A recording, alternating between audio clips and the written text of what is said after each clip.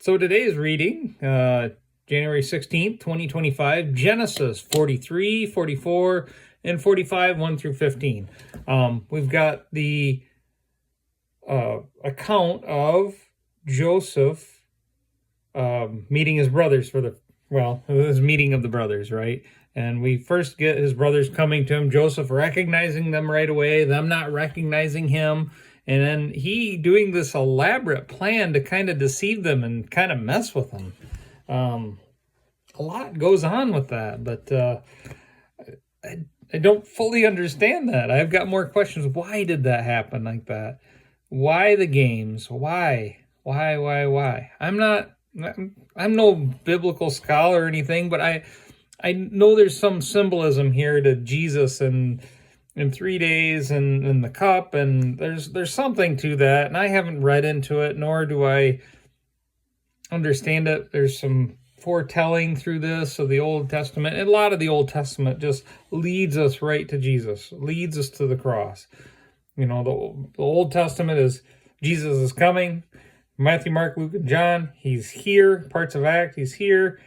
And then we get into he's coming back after that. That's the kind of the breakdown. And I'll give credit to Jace Robertson of the Duck Dynasty group for that.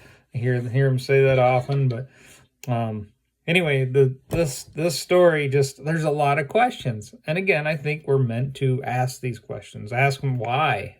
Why did that happen? God, why did that happen that way? Why do we need to know all about this elaborate scheme? We don't know all the details of everything, but here we've got a lot of details in this interaction here. And then we've got, the going home and the wrestling with Joseph and those sort of things. And then Joseph's saying, okay, go back, but take some gifts, and the cool stuff. They had balm, they had honey, they had gum, aromatic resin, pistachio nuts, and almonds. Again, this is the NLT telling me this.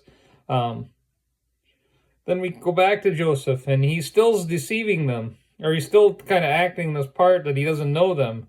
But at one point he breaks down and weeps, but he keeps going with this elaborate act up till the point where Judah, after he deceives him about the cup and the sack, and that whole, another part of the elaborate scheme, they come back and Judah just gives this whole, please don't do this kind of thing. And finally Joseph breaks down.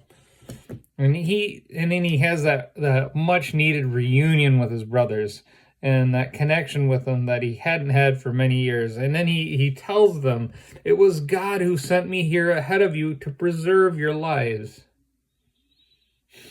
Wow. That is amazing.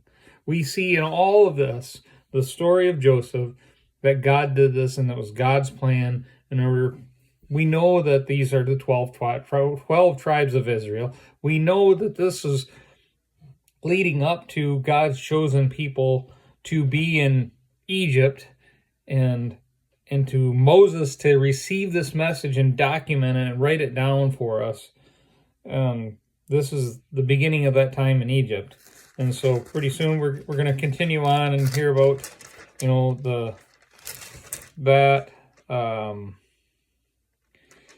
but then not too many days later, we'll get into, where is that? We're a ways away. Oh, we get into Job. So it's going to be a little bit before we get into the story of Moses. But anyway, that's just cool stuff there. God is sovereign. God works through all things. We don't see the workings. We can't understand and fathom how good that he works through things. We just see the mess that is around us. Joseph saw it. He lived it. He